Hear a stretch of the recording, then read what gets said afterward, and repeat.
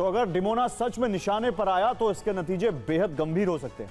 परमाणु ठिकाने पर हमला सिर्फ इजराइल और अमेरिका का सैन्य नुकसान नहीं करेगा, बल्कि रेडिएशन की ऐसी आंधी चलेगी जिसमें अरब का बड़ा हिस्सा बर्बाद हो जाएगा।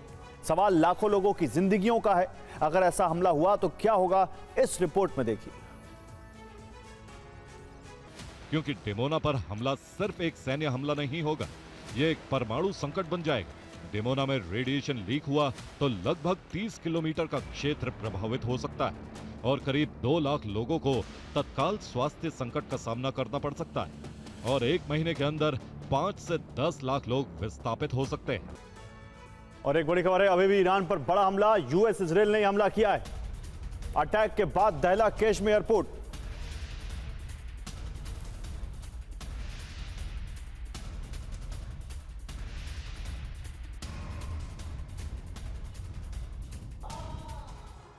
कुछ दिन पहले ईरान ने तेल अवीव पर क्लस्टर बम से हमला किया, यानी एक ही बम से निकले कई बमों ने आसपास के इलाके को जला दिया।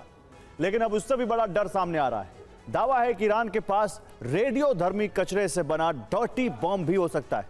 तो क्या यह जंग अब रेडिएशन की जंग बनने वाली है? इस रिपोर्ट में आप देखिए।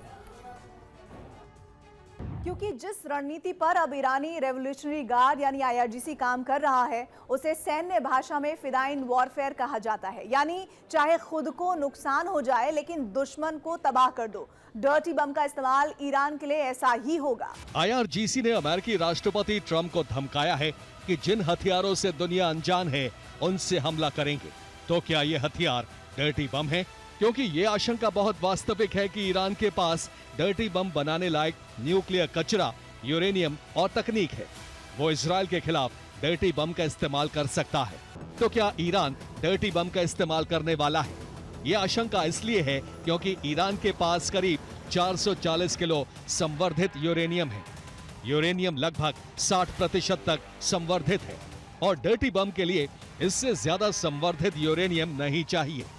यहाँ तक कि रेडियो एक्टिव कचरे से भी डर्टी बम बन सकता है और ईरान में इसकी कोई कमी नहीं है। ईरान इस समय अमेरिका और इजराइल की ताकत को तो मैच नहीं कर सकता 1 to 1 अगर हम करें कि एक मिसाइल के लिए एक मिसाइल, एक जहाज के लिए दूसरा जहाज, लेकिन जो एसिमेट्रिक वॉरफेयर कर रहा है उसका यही तरीका है।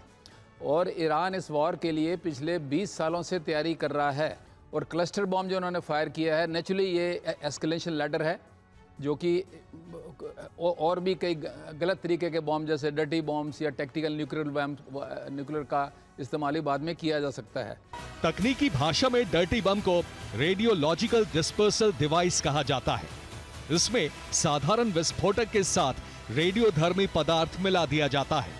धमाके के बाद रेडियोधर्मी धूल हवा में फैल जाती है।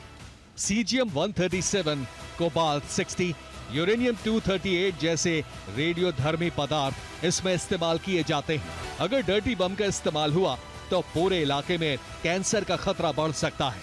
पूरा शहर खाली कराना पड़ सकता है और पूरे इलाके को साफ करने में महीनों या साल लग सकते हैं। तो जंग अब सिर्फ मिसाइल और बॉम्ब तक सीमित नहीं रह गई है।